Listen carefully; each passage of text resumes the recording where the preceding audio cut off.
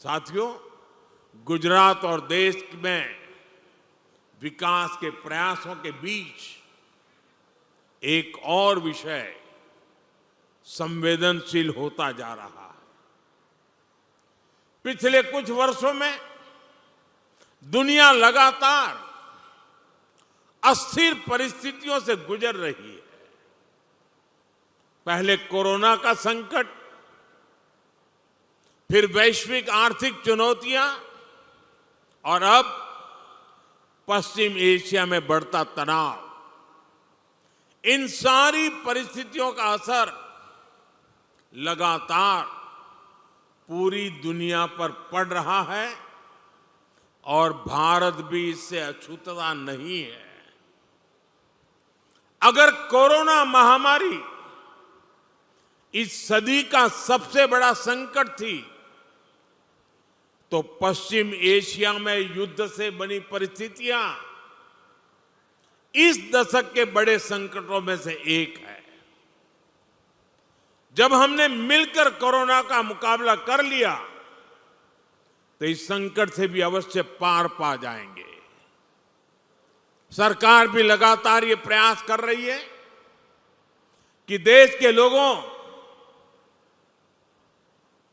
देश के सामान्य नागरिक पर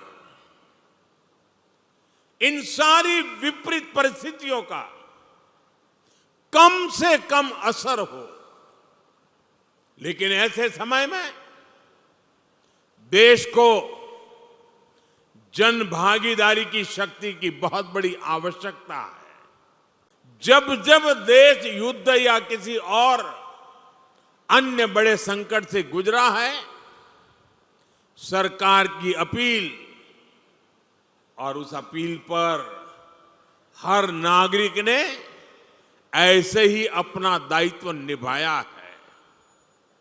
आज भी जरूरत है कि हम सब मिलकर अपना दायित्व निभाएं। देश के संसाधनों पर पड़ने वाले बोझ को कम करें।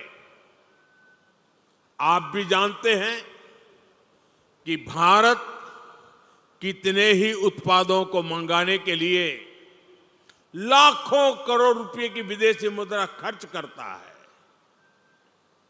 इसी समय विदेश से आने वाले उत्पादों की कीमतें भी आसमान छू रही है और सप्लाई चेन भी पूरी तरह तहस नहस हो चुकी है। और इसलिए देश पर यह दोहरा संकट है। जैसे बूंद बूंद से घड़ा भरता है, वैसे ही हमें हर छोटे बड़े प्रयास से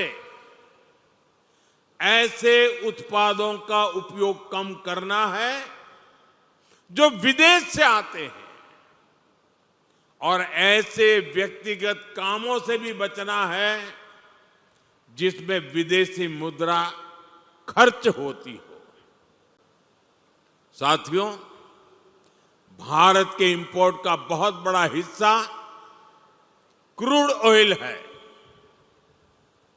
और दुर्भाग्य से जिस क्षेत्र से दुनिया के बड़े हिस्से को तेल मिलता है, आज वही क्षेत्र संघर्ष और युद्ध की स्थिति में उलझा हुआ है। और इसलिए जब तक हालात सामान्य नहीं होते, हम सबको मिलकर छोटे छोटे संकल्प लेने होंगे। मैंने कल कर्नाटका और तेलंगाना में भी इस बारे में चर्चा की है। मैं आज गुजरात में भी अपने आग्रहों पर फिर से जोर दे रहा हूं, और आप पर तो मेरा ज्यादा हक है, इसलिए जरा हक से कहने वाला। मेरी देश के हर नागरिक से अपील है, जहां संभव हो पेट्रोल डीजल का उपयोग कम करें। मेट्रो का उपयोग करें, इलेक्ट्रिक बस और पब्लिक ट्रांसपोर्ट का अधिक इस्तेमाल करें, कार पुलिंग को बढ़ावा दें। जिनके पास कार है वे एक गाड़ी में ज्यादा लोगों को साथ लेकर चलें। जिनके पास ईवी है वे भी दूसरों की मदद के लिए आगे आए। साथियों, डिजिटल टेक्नोलॉजी ने अब इतना कुछ आसान बना दिया है। टेक्नोलॉजी की मदद भी हमारे लिए बहुत फायदेमंद होगी।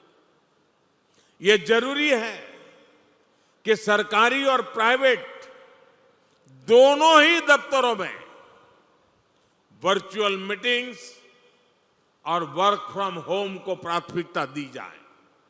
मैं कुछ स्कूलों से भी आग्रह करूंगा कि कुछ समय के लिए ऑनलाइन क्लासेज की व्यवस्था पर काम करें।